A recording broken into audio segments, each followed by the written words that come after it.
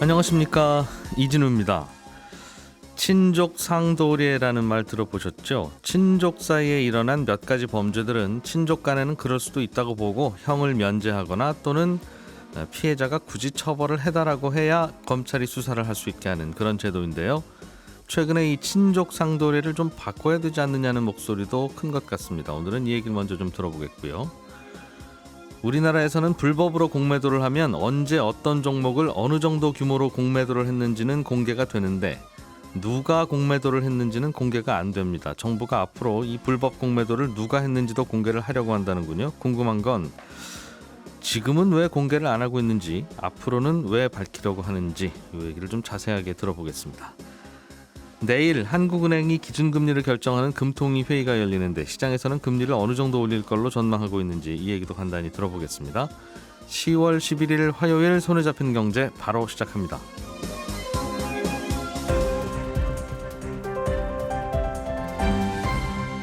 이진우의 손에 잡히는 경제. 생각보다 겨울이 일찍 온 것 같은 다소 쌀쌀한 아침. 오늘도 김현우 소장, 박세훈 작가, 한국경제신문 나수지 기자 이렇게 세 분 나와 계십니다. 어서 오십시오. 네, 안녕하세요. 추운 날 따뜻한 경제 뉴스들 뜨겁게 잘 정리해 주십시오. 김현우 소장님. 네. 최근에 친족 상도례라는 제도를 좀 바꾸자는 얘기들이 나오나 봅니다. 네, 그렇습니다. 이 친족 상도례라는 게 요즘 많이 아마 들으셨을 거예요. 친족 간에는 특정 범죄에 대해서는 처벌하지 않는다는데 그 특정 범죄가 재산 범죄입니다. 절도, 사기, 횡령, 작물죄 같은 거. 이런 범죄가 가족 내에서 일어나면 일어나더라도 형사적으로 처벌은 하지 않겠다라는 겁니다. 근데 이때 친족이 직계 혈족, 뭐 부모님이나 자녀, 그리고 뭐 배우자, 그리고 동거하는 친족까지 해당이 돼요. 그 외의 친족은 고소가 있어야 처벌이 가능한 친고죄 여기에 속합니다. 그러니까 이 법을 손볼 필요가 있다는 논의가 다시 불붙은 거는 최근에 그 연예인 박수홍 씨 이분이 이제 친형으로부터 오랜 기간에 걸쳐서 횡령 피해를 입었다. 요 사건 때문이거든요. 그러니까 박수홍 씨의 친형이 받고 있는 혐의는 이제 인건비 명목으로 19억 원 정도를 횡령을 하고 그다음에 박수홍 씨의 개인 계좌에서 한 29억 원 정도를 인출한 거. 이게 지금 검찰 수사 결과 나온 내용입니다. 근데 갑자기 이렇게 수사 결과가 나왔는데 박수홍 씨 부친께서 이거 내가 그랬다라고 주장을 한 거예요. 형제 같은 경우는 같이 살고 있어야만 친족 상도례에 해당이 되는데 같은 집에 살고 있어야. 그렇습니다. 그런데 부모는 같이 살지 않아도 되거든요. 해당이 되다 보니 이 횡령하고 절도죄가 성립 안 하려고 아버지가 일부러 그런 거 아니냐라는 의심이 나오기 시작한 겁니다. 그래서 이번 일로 인해 가지고 친족 상도례에 대해서 다시 개정을 해야 되지 않느냐라는 관심이 좀 커진 건데 참 이게 이걸 보면 이렇고 예전에 그 현대그룹 창업했던 정주영 전 회장은 그분의 아버지가 소판 돈, 그 당시 얼마인지 모르겠지만 그냥 그 돈 갖고 와서 그냥 그겁니다. 맞습니다. 그 사실은 절도인데. 그렇죠. 야, 그 부모 자식 간에는 그렇게 돈도 가끔 갖고 오고 그러는 겁니다. 그거 살다 보면 뭐 그런 것까지 처벌합니까? 그냥 혼내면 그만이지. 그렇죠. 라는 게 이제 우리 법 감정이라. 그래서 들어있는 그거 아니겠어요? 네. 근데 사실 여러 가지 문제점들이 있습니다. 이게 예를 들어서 뭐 지적 장애가 있는 장애인이라든가 아니면 치매 환자의 재산을 가족들이 몰래 빼돌리거나 뭐 임의로 처분할 수도 있는 거고요. 또 법적으로는 부부로 되어 있지만 오랫동안 별거를 하는데 내 집에 들어와 가지고 뭔가를 훔쳐간다거나 아니면 수십 년 동안 연을 끌고 살던 부모 자식 간에 언젠가 들어와 가지고 몰래 돈을 훔치거나 아니면 사기를 치는 일들도 처벌을 할 수가 없거든요. 이런 문제점들이 있어서 또 논의가 필요하다, 아니 개정이 필요하다는 논의가 있는 거죠. 친족 상도례라는 개념이 법에 들어간 거는 뭐 이유는 대충은 알겠는데 가족 간에는 그럴 수도 있습니다 하는 개념이었겠죠? 그렇습니다. 가정 내에서 벌어진 재산 범죄만큼은 일단 가정 내에서 1차적으로 해결하도록 기회를 주자. 요게 취지입니다. 누가 서로 폭력으로 다치거나 그런 거면 모르겠는데. 그렇습니다. 그런 건 처벌을 하죠. 근데 과거 이제 가까운 친족 사이에서는 재산을 공동으로 관리했잖아요. 우리 집에 뭐 형제도 살고 어머니 아버지 다 같이 살면서 좀 전에 말씀하신 것처럼 소도 같이 키우고 뭐 농작물도 같이 키우고 그랬는데 그게 누구의 재산인지 뭐 가르기도 힘들고 그리고 물론 가장이라는 존재가 좀 더 지금보다는 의미가 컸기 때문에 가장의 결정하에 그 재산들을 처분하고 가족끼리 의논을 해라 이런 취지였습니다. 그래서 친족 간의 재산 범죄에 대해서는 아예 형법이 생길 때부터 이건 처벌을 하지 말자 이렇게 제정이 됐었고요.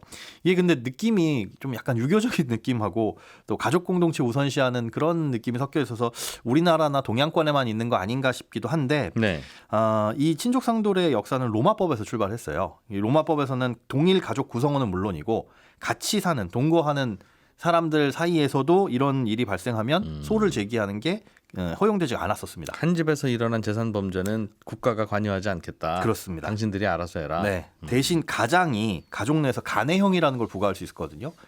간해에서 형벌을 줄 수가 있었는데 제 밥 주지 마 이런 거요. 네, 그런데 그 수위가 생사여탈권까지 쥐고 있었습니다. 아이고. 그러니까 사실은 법보다 더 심하게 처벌을 할 수도 있었다라는 거죠. 그러니까 뭐 처벌하는 거나 다름이 없었는데 이 로마법이 이제 넘어오다 보니까 유럽에서 일본 거쳐가지고 우리나라 형법에도 영향을 미치게 된 거고. 그러니까 우리나라 일본뿐만 아니라 프랑스, 독일, 스위스, 오스트리아 같은 나라들도 이 친족 상도례라는 법을 두고 있습니다. 하기야 뭐 예전에는 왕도 왕의 아들을 뒤주에 가둬놓고 밥도 안 주고 뭐 그래서 그냥 그랬다는. 저 왕이긴 하지만 지금 생각하면 그거 그냥 바로 경찰 출동해야 될 일인데 아무리 왕이라도 그렇습니다. 참 미개했어요 그런 거 보면. 네. 알겠습니다. 하여튼 근데 다만 이제 현대 사회에서는 이런 개념이 좀 달라지니까 네. 뭔가 좀 바꿔보자 그런 의견도 있다는 거죠. 그렇습니다. 좀 전에는 그런 논의가 없었습니까? 있었습니다. 이게 1990년도부터 사실은 친족 상도례에 대한 가족 범위, 친족의 범위 또 이 면해지는 범죄가 점점 확대되고 있었어요. 그런 추세에서 1992년 뭐 14대 국회 때도 친족 사이의 범죄를 친고죄로 정하자. 네. 고소하면 처벌할 수 있도록 하자라고 했었는데 그땐 형법을 전부 개정하려고 했다가 무산이 됐고 그다음에 뭐 19대, 20대 국회에서도 발의는 됐었으나 뭐 폐기되거나 본회의까지 가지도 못했습니다. 이 법이 헌법에 위배되는지는 다뤄본 적이 있었는데 이거에 대해서도 가정의 평온이 형사처벌로 깨지는 걸 막는 데 입법 취지가 있다면서 합헌 판정을 내렸거든요. 쉽게 바꾸지 못하는 이유가 이런 다른 사안에 비해서 좀 우선순위가 떨어지는 것들도 없지 않아 있겠지만 단순히 폐지하기에도 문제가 많습니다. 아까 네. 말씀해 주신 것처럼 가족 간에 소소한 것들 있잖아요. 예를 들어서 자녀가 엄마한테 그 교과서 문제집 산다고 약간 거짓말하고 군것질하는 걸 물론 엄마한테 혼날 수는 있으나 네. 이걸 형사처벌하기는 형사처벌하기에는 좀 심하고요. 또 배우자 몰래 주식 투자를 하거나 뭐 이런 것들을 전부 다 사기나 배임 횡령으로 처벌을 하기에는 좀 과도하지 않냐 이런 것들도 있고요. 네. 해외 경우를 보면 우리나라하고 가장 비슷한 게 일본입니다. 근데 일본은 그 적용 범위가 굉장히 좁습니다. 대상에 배우자도 없고 친족의 범위가 훨씬 더 좁거든요. 부모 자식 간에나 허용한다는 거죠. 거의 그 정도나 가능한. 그리고 뭐 독일 같은 경우에는 반대로 범위가 굉장히 넓습니다. 생활 동반자나 뭐 양부모까지도 그 친족의 범위에 넣고는 있는데 예. 다 친고죄에 속하기 때문에 고소를 한다면 얼마든지 처벌이 가능하고요. 아. 스위스, 오스트리아도 마찬가지인데 오스트리아는 좀 독특한 게 친고죄인데 형은 감경한다. 뭐 이렇게 돼 있습니다. 그러니까 나라별로 조금씩 차이는 있는데 일본이 매우 좁군요. 예, 좁습니다. 그래서 일본이 주식 투자를 많이 안 하는 모양입니다. 대개는 주식 투자는 아내 몰래 남편 몰래 하는 게 보통인데 네, 근데 배우자는 해당이 안 되다 되니까 보니까 하기가 어렵다. 그럴 수 있겠네요. 그냥 언뜻든 해석입니다. 근데 그럴 듯합니다. 하도 주식 투자 안 하길래 그네라는 왜 그러나 싶어서. 예. 그래서 비교해 보면은 이제 해외보다는 우리나라가 친족에 대한 범위도 넓고 또 이런 형면제를 아예 하는 경우 뭐 일부 친고죄로 돼 있다 이런 특징들이 있는데 예. 아예 없애는 건 아무래도 부작용이 있을 수 있으니까 뭐 여러 가지 주장이 지금 나오고 있는데 친고죄로 해야 된다 뭐 이런 주장도 있고 아니면 친고죄는 이제 고소를 해야 되다 보니까 예. 같이 살면서 어떻게 고소하고 그럴 수 있냐 또 보복이 두려워서 이거 못할 수도 있으니까 예. 반의사 불벌죄로 해서 형을 면제해 주세요 혹은 이거 처벌하지 말아 주세요라고 하면 처벌하지 않는 쪽으로 하는 게 어떠냐 이런 그러나 주장들이. 검사가 인지를 하면 이거 수사할 수 있도록 해야 된다. 그렇습니다. 어떻게 생각하세요? 개인적으로는 궁금합니다. 개정은 돼야 될 것 같다고 생각합니다. 여러 가지 부작용도 있고 악용의 사례도 있으니까 예. 친고죄나 반의사 불벌죄 이쪽에서 반반씩 하는 게 어떤가 싶네요. 굳이 부모 자식 간에라도 형사 고소를 하면 그거는 범죄인 걸로. 네, 일단 범죄로 하되 요 처벌의 여부는 가정한테 1차적인 판단을 맡기고 그 다음에 처벌은 할 수 있어야 되지 않을까 그렇게 생각이 됐습니다. 나수 기자님, 네. 공매도와 관련해서 네. 우리나라는 몇 가지 공매도는 불법 공매도인데 네, 그렇습니다.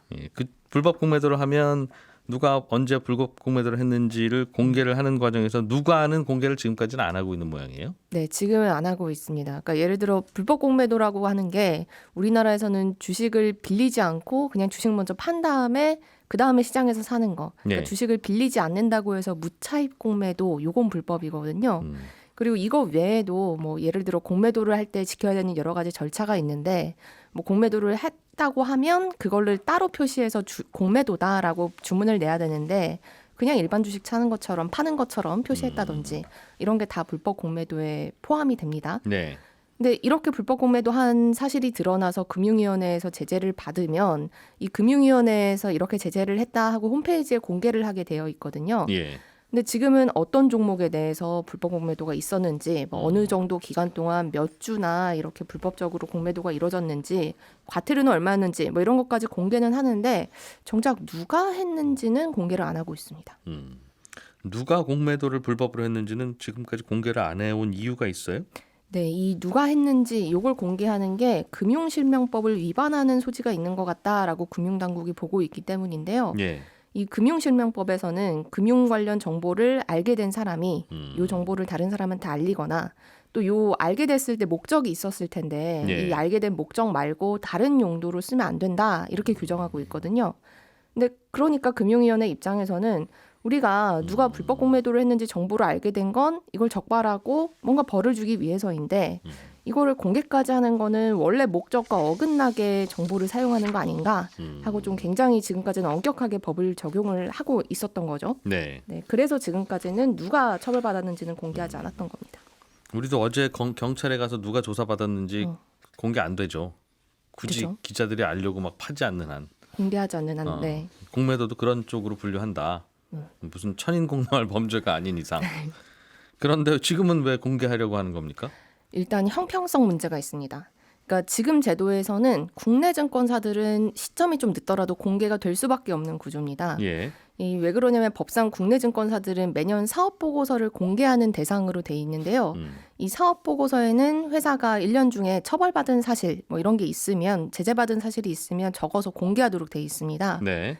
근데 그래서 국내 증권사들은 대부분 모두 사업 보고서를 공개하는 대상인데 이 외국계 증권사의 경우는 국내 법인이 규모가 작다 보니까 사업 보고서를 제출하는 대상에서 빠져 있습니다. 그러니까 결과적으로 보면 국내 증권사들은 불법 공매도를 한 경우에 처벌받은 뒤에 바로는 아니더라도 1년 안에는 언젠가 이 사실이 드러나게 돼 있고 공시에 사업 보고서에 처벌받았음 이게 나오니까. 네. 네. 그런데 외국계 증권사들은 영영 알 수가 없는 거죠. 근데 외국계 증권사들이 그러다 보니까 좀 더 적극적으로 공매도 중개도 많이 하고 또 그러다 보니 불법 공매도로 적발되는 비율도 외국계 증권사가 94%에 달하는 대부분을 네. 차지합니다. 근데 지금 분위기가 이 불법 공매도에 대한 처벌이 좀 더 강해져야 된다라는 것이 주식 투자자들의 목소리다 보니까 네. 왜 국내는 어쨌든 공개가 되는데 왜 외국계 증권사가 공매도 하면 불법 공매도하면 공개하지 않느냐 이런 주장에 힘이 실리고 있는 거죠. 근데 문제는 예를 들면 외국에서 데이빗이 공매도했다. 스미스와 찰스가 같이 공매도를 했다. 네. 이러면 저 친구들 왜 그래? 하면서 눈을 홀길 수 있는 그게 되는데 지금은 공매도를 누가 했는지 밝힐 때 어떤 증권사를 통해서 했는지만 오픈이 되잖아요. 그러니까 그렇죠. 이제 나수 네. 기자님도 지금도 무슨 증권사가 했다고 하는 거니까 사실은 그 증권사가 고객한테 이제 주문을 받아서 이제 하는 거니까 고객이 그냥 공매도 하세요 하는 거고. 네. 그러니 이 공개되는 증권사가 뭘 잘못했거나 그런 거라고 볼 수 있는 거냐 과연. 어떤 범죄자의 신상을 공개할 때 올 때 소나타 타고 왔다라고 해서 소나타를 공개하면 그게 무슨 증권사는 예. 공매도를 중개한 뭐 역할만 그러니까 한 거니까요. 그런 것만 네. 공개하는 거니까 뭐 미운 건 사실인데 이걸 공개하는 게 의미가 있을까? 그러면 그들은 반성할 것인가 과연 부끄럽거나 뭐 그런 생각은 드네요. 네, 그래서 실효성에 대한 논란은 있는데 그럼에도 불구하고 공개를 또 이게 그냥 공매도가 아니라 불법 공매도기 때문에 그건 네. 증권사에도 이런 중개할 때 절차상 문제가 네. 있었던 것에 대해서 문제를 삼는 거니까요. 알겠습니다. 앞으로는 제도가 좀 바뀌는 모양이에요. 그래서 네, 그래서 금융위원장이 국정감사에 출석해서 이거에 대해서 물어보니까 예. 이 불법 공매도 실명제와 관련한 내부 검토는 마쳤다. 그래서 법인명 정도는 공개해야 되는 거 아닌가 생각한다라고 이야기를 했거든요. 예. 그러니까 아마도 지금 금융실명법을 개정하는 건 너무 복잡하니 이 법에 대한 유권 해석을 통해서 제도를 손질을 해서 앞으로는 금융위원회 홈페이지에 제재 결과 공개할 때 법인명도 같이 공개하는 방안이 유력합니다. 예. 박 작가님, 네.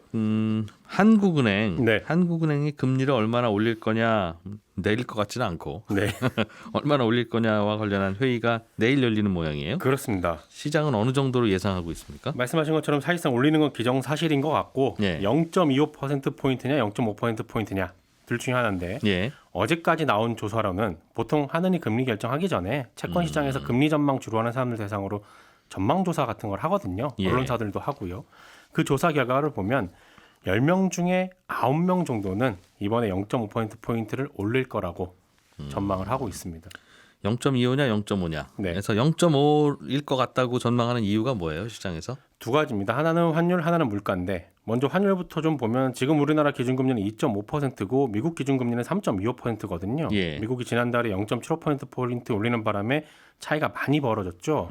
그런데다가 11월에 한 번 더 미국이 올릴 걸로 보이니까 한국은행이 이번에는 0.5%포인트 정도는 올려줘야 그래도 여전히 뭐 우리가 미국보다 기준금리가 낮습니다만 그래도 그 정도는 올려야 금리 차이 때문에 달러가 빠져나가는 걸 좀 막을 수 있을 거다라는 겁니다. 물론 환율이라는 게 교과서에 써 있는 것처럼 단순히 금리 차이에 따라서 결정되는 건 아닙니다만 네. 그래도 대응을 할 수 있는 방안이 지금 따로 없으니 금리를 최대한 맞춰 올릴 거라는 거고요. 예. 어제 통화했던 분은 그런 얘기를 하더라고요. 어제 그 이창용 한은 총재가 지난달 9월 달에 미국이 기준금리 결정하고 나서 했던 발언이 적절한 힌트다. 왜냐하면 이창용 총재 같은 경우에는 미국 연말 가면 미국이 한 4% 정도 될 거라고 예상을 했었는데 물가가 아니요. 기준금리가 네. 예. 4.4%까지 갈 줄은 나도 몰랐네. 이런 뉘앙스의 발언을 했거든요. 그 얘기는 거기에 맞춰서 우리도 올리겠다라는 신호를 줬다는 겁니다. 왜냐하면 하는 입장에서는 지금 미국하고 한국의 기준금리 차이가 1%포인트 정도는 차이 나는 걸 용인하겠다라는 걸로 해석이 되고 있거든요. 그러니까 거기에 맞춰서 계속 올리겠다라는 거고 이번엔 좀 크게 올리겠다는 겁니다. 그럼 지금은 0.75 차인데 네. 이번에 살짝만 올리면 미국이랑 1%포인트 정도 벌어지니까 그렇죠. 위험할 수 있다. 그렇습니다. 그리고 다른 하나는 물가인데 이번 달에 뭐 이것저것 다 오르지 않습니까? 전기요금, 가스요금, 그리고 국제유가도 올라. 그러니 물가 잡기 위해서라도 올려야 되는데 0.25%포인트 찔끔 올리는 걸로는 별로 효과가 없을 것 같으니 이번에 0.5%포인트를 확 올리지 않겠느냐라는 예. 겁니다. 그리고 이창용 한은 총재가 최근에 국회 기재부 국정감사 때 했던 얘기가 있는데 이런 겁니다. 한은은 물가가 5%로 지속되는 한 금리를 계속해서 올릴 거다. 이런 뉘앙스였거든요. 예. 그리고 하나는 지금 이 5% 물가가 내년 상반기까지는 계속 될 거라고 보고 있습니다. 이 얘기는 뭐냐면 내년에도 지금 상황이랑 특별히 달라지지 않는다면 기준금리는 계속 올라갈 가능성이 높다는 얘기고 채권 시장에서는 아주 높게 보는 건 내년에 3.75%까지는 올라갈 걸로 보고 있습니다. 즉 남은 두 번의 회의에서 0.5%포인트씩 다 올리고 지금 2.5인데. 네. 예. 그리고 내년에 0.25% 또 한 번 올리는 걸로 그래야 한국은행의 기준금리 올리는 걸 마무리할 거다라고 보고 있습니다. 지금 2.5인데 3.0 만들었다가 네. 연말에 3.5 만들었다가 네. 내년 넘어가서 3.75를 만들 것이다. 그렇습니다. 물론 8월 조사에선 이런 결과 안 나왔고요. 그때는 0.25% 뭐 지금 올릴 거라고 했었습니다. 분위기는 그렇다는 건데. 그렇습니다. 내일 금통위 결정 나오면 목요일에 다시 간단히 또 전해드리겠습니다. 문제는 이런 금리를 우리나라 경제가 버텨낼 수 있겠느냐 그렇죠. 하는 거고 잘못해서 경기가 추락하기 시작하면 금리를 더 많이 낮춰야 되는 문제. 네. 지금 금리를 가파르게 올려야 되는 게 올릴 때 잘 올리지. 브레이크 좀 밟을 때 조금 밟았으면 괜찮은 걸 그 안 밟고 막 날리다가 지금 급 브레이크 밟는 거잖아요. 네. 내리는 것도 똑같은 건데 그렇습니다. 올릴 때 조금 덜 올렸으면 굳이 이렇게 안 내려도 되는데 그래서 제로 금리까지 갔던 거라서 네. 알겠습니다. 0.5 올릴 것 같다 이거죠, 박 작가님도. 저는 그렇게 보고 있습니다. 0.5. 개인적인 의견입니다. 이럴 때 0.25에 베팅하면 이기면 많이 먹긴 하겠습니다. 내기. 네. 이 소식 하나 좀 전해보죠. 네. 우리나라의 작년에 면세점들이 네. 송객 수수료로 4조 원 가까이 썼다. 그렇습니다. 그게 뭐예요? 그 무슨 돈이냐 도대체 이게? 4조 원이. 우리나라 면세점은 거의 대부분 중국인 관광객들로 매출을 올립니다. 네. 여기서 중국인 관광객은 크게 두 부류로 나뉘는데 한 부류는 다이궁이라고도 하고 따이궁, 뭐 따이공 이렇게 발음하기도 하는데 네. 일명 보따리상입니다. 내가 필요해서 사는 게 아니라 네. 갖다가 누구한테 팔려고. 그렇죠. 물건을 대신 전달해 주는 사람이라는 의미인데 예. 이 사람들이 한국에 들어와서 면세점에서 물건을 왕창 산 후에 보통은 한국 화장품을 주로 삽니다. 예. 그걸 중국에 가서 팔면 마진이 꽤 많이 남거든요. 그러니 면세점 입장에서는 사실 면세점이라는 게 어느 면세점을 가더라도 파는 물건은 대부분 같으니까 동화나 뭐 롯데나 신라나 다 그렇죠. 비슷하다. 상품으로 예. 경쟁을 하지 않습니다. 그러니까 매출을 올릴 수 있는 방법은 이 다이궁들을 자기네 면세점으로 오게 하는 거고 오게 하려면 방법이 뭐겠습니까? 이 사람들한테 리베이트 주는 겁니다. 따이공들이 와서 사가면 네, 보통 구매액의 20% 정도를 주는 걸로 알려져 있는데 현금으로. 그렇습니다. 그리고 또 다른 부류가 단체 관광객이거든요. 예. 이 단체 관광객들을 특정 면세점으로 보내주는 여행사들이 있습니다. 어디로 뭐 여행사가 손님 어디로 모으는 건 자기들 마음이니까. 그렇죠. 그리고 현장에 가서도 이게 깃발 이렇게 들고서 따라오세요 하고 갔는데 이제 면세점인 경우들이 있잖아요. 예. 그런 경우들을 위해서 여행사에도 리베이트를 줍니다. 이 두 가지를 합쳐서 송객 수수료라고 부르는데 예. 2019년에 그러니까 코로나 이전에는 이 규모가 대략 한 1조 3천억 원 정도 됐었어요. 1년에. 예. 와. 근데 2020년에는 9천억 원으로 확 낮아졌는데 네. 작년에 4조 원 가까이 지급이 된 걸로 확인이 됐습니다. 그러니까 이게 2020년에 코로나 때문에 중국인 관광객들이 많이 오질 않으니까 면세점의 재고가 엄청 많이 쌓인 겁니다. 네. 근데 또 작년에도 비슷한 상황이 연출이 되니까 면세점 업계에서는 다이공들한테 주는 리베이트 비용을 올려서라도, 그러니까 수수료율을 올려서라도 어떻게든 재고를 더 사갖게끔 한 걸로 예. 해석이 되고 있습니다. 대략 한 수수료율이 40%까지는 올라간 걸로 보고 있는데 이 송객 수수료라는 게 면세점 한 업체가 올려버리면 다른 업체들도 다 따로 올릴 수밖에 없거든요. 그렇겠죠. 저기 그렇죠. 가면 40% 주는데 당신들은 뭔데 그렇습니다. 20%만 주냐? 나 저기 가서 살란다 하겠죠. 아까도 말씀드렸듯이 면세점은 경쟁을 할 수 있는 게 이 수수료율밖에 없어서 그렇습니다. 그러다 보니 면세점의 매출은 늘어도 이익은 전혀 안 늘고 있는 상황이 계속 연출이 되는 건데 예.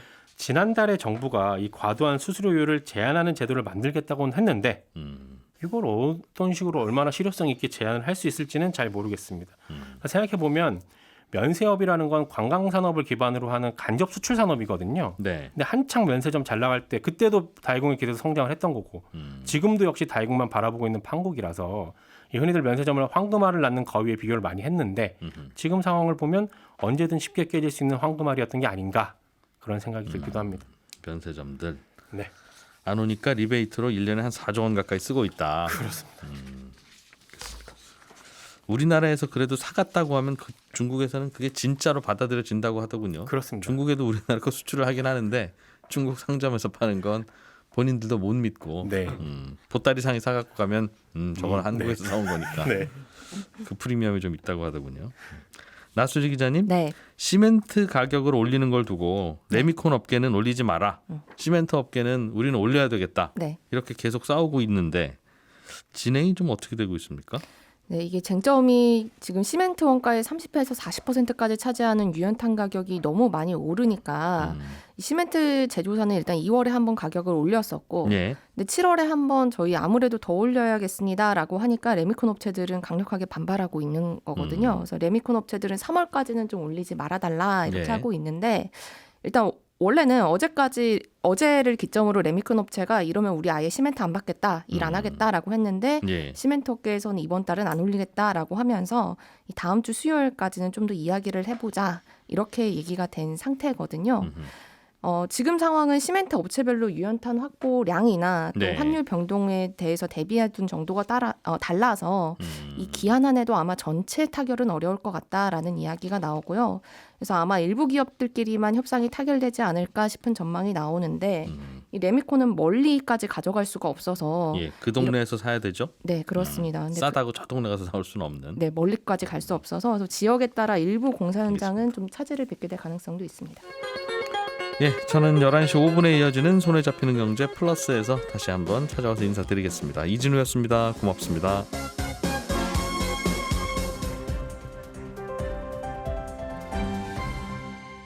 경제를 생각하는 사람들의 즐거운 습관. 이진우의 손에 잡히는 경제.